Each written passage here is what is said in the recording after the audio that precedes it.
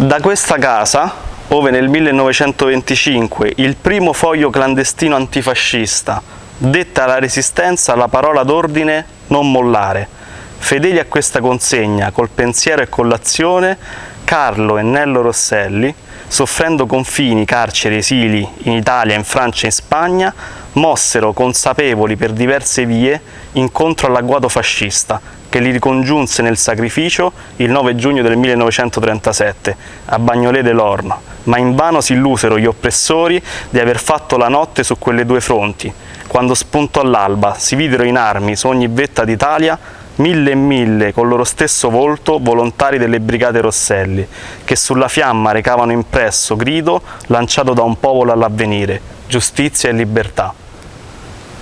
Parole un po', anche se possono essere enigmatiche, dettate da Piero Calamandrei, che era uno dei giovani del gruppo di Giustizia e Libertà, e affisse qui subito dopo, insomma, la liberazione dal Comitato Toscano di Liberazione Nazionale, perché in questa casa ci fu la riunione che dette via al primo foglio clandestino antifascista, ma non, diciamo, di Firenze, proprio d'Italia, che appunto ebbe per titolo Non mollare. Salvemini, tutto il gruppo di intellettuali che, diciamo, pubblicò questo foglio clandestino era di corrente salveminiana, quindi c'era Torquato, i fratelli Rosselli, Calamandrei, Salvemini stesso, Ernesto Rossi anche. Si incontrarono qui per decidere, insomma, di fare questa cosa. Prima c'era già stato il Circolo di Cultura a Firenze in Borgo Santi Apostoli, che era stato represso da le camicie nere, diciamo tutti i mobili dati alla fiamme. Per fortuna non c'era nessuno in quel momento, però era stato con delazione, diciamo, scoperto. Lì si riunivano per parlare di cultura e avevano tentato alcuni di loro, sta arrivando qua, dei comitati mazziniani, diciamo, di Italia Libera, pensando alla rivolta armata contro il fascismo. Anche in questo caso vengono scoperti, si riuniscono qui e decidono di fare non un foglio informativo per informare sull'antifascismo, ma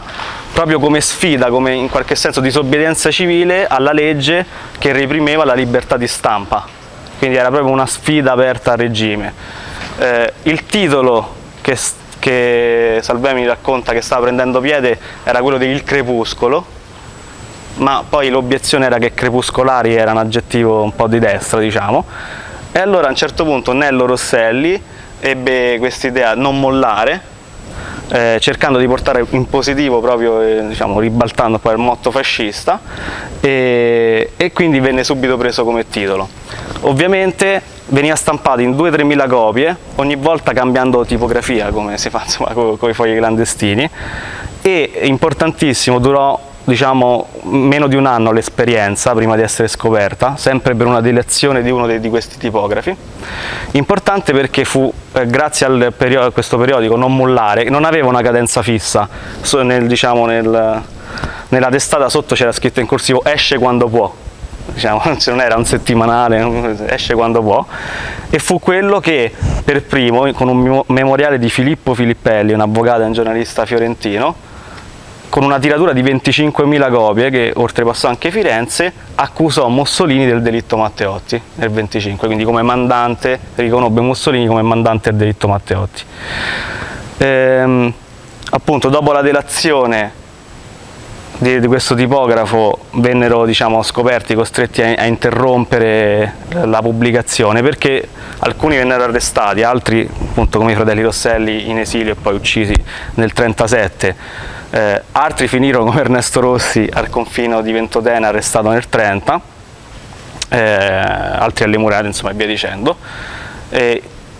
Subito dopo la liberazione ripresero le pubblicazioni Non mollare fino al 1961, e poi diciamo, scomparve questa esperienza. Per noi perché è importante ricordare, anche se, come vedete pure dall'iscrizione, c'era anche una tensione alla rivolta armata contro il fascismo, questo però è importante storicamente ricordare sempre come è, diciamo, limitativo pensare alla Resistenza come un fenomeno, come scritto nei manuali, che va dal 43 al 45, ma che la Resistenza in Italia degli intellettuali e nelle più svariate forme inizia ben prima. In questo caso, no, vediamo come il foglio clandestino è datato 1925 e in particolare come il delitto Matteotti risveglia tante delle energie, diciamo, morali, intellettuali di un paese che era allo stremo sotto la repressione.